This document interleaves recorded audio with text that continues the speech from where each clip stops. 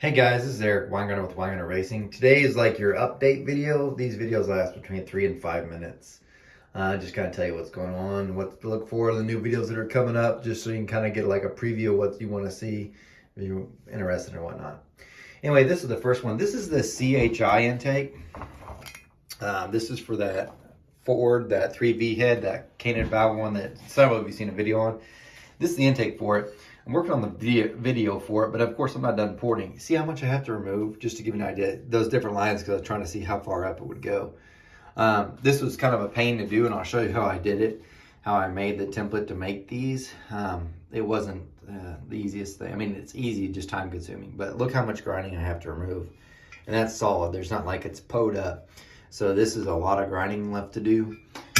That's got to get done today, so that's going to get out. But this will be its own video. So look for how to port this one. Will be in a video for sure. There's a couple other things. These AFR heads are actually done. I just need to blow them off. The next heads are these, which was the video that came out earlier this week. This one is not finished, but it's getting closer. This is that 3 extra 363 as-cast head that I'm porting. It's pretty close to done. Right here is an AFR 195. This one's actually opened up a pretty good amount because the customer changed what size the engine is going on, so of course I had to remove more material, so this one got quite a bit larger. Anyway, this will get done first, and then that's almost done. That head is. This one's closed. So if you look at it, just for instance, the 363 is done, waiting for the valves to come in. These are profilers from last week. They're actually done. I gotta put the tube in. You've already seen a video on those, but you'll get to see a video on that. That should be interesting. These will be the next one done, probably the 345s. If not, it's going to be these BRXs. These are similar to the ones I've done a video before, but not quite, because they're a little bit smaller in port size.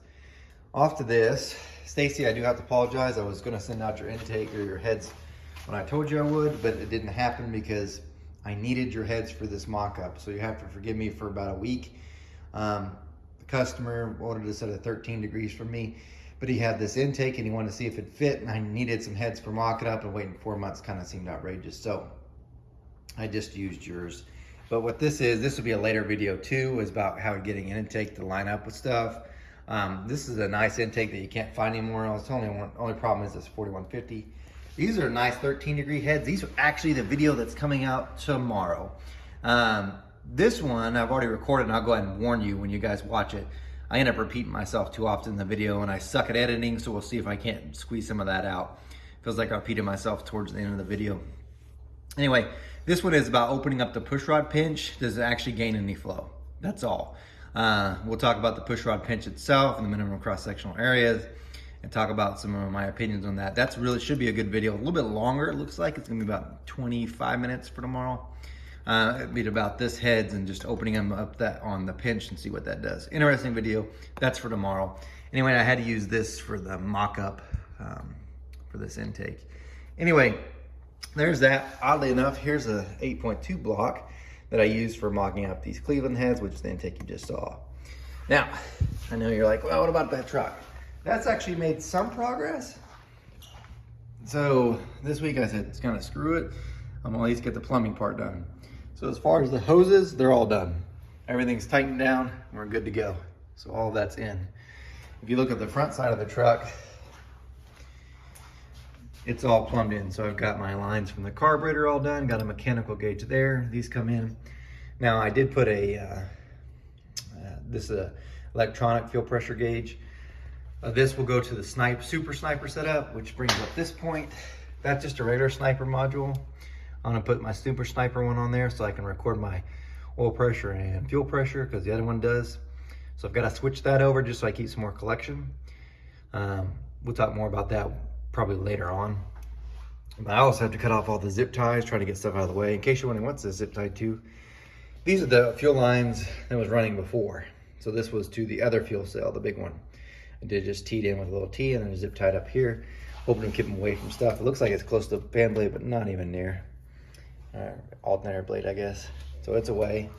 I still have to do some more with that because I'm not entirely happy with the way that is. If you're wondering if there's fuel run through it, no. There's actually a shut-off valve at the back of the fuel cell to prevent any fuel from coming down here anyway. I had that closed. So that's the truck. The fuel part of it's done. Although I will probably bust off these lines once I get the electronics hooked up and send gas through it, not methanol at first. This is a gas carburetor anyway. But send gas through it just to kind of clean out the lines, then reattach them. Let it go into this carburetor and see if it starts up and everything's fine there. If the fuel pressure situation's good. Then I will let it run itself out of gasoline in the cell and everything. Put the methanol carburetor on it, put methanol on it, see how we do. But anyway, that's the plan. We'll see what happens with all this, but that's what's going on with there. There's so much crap out here in the shop.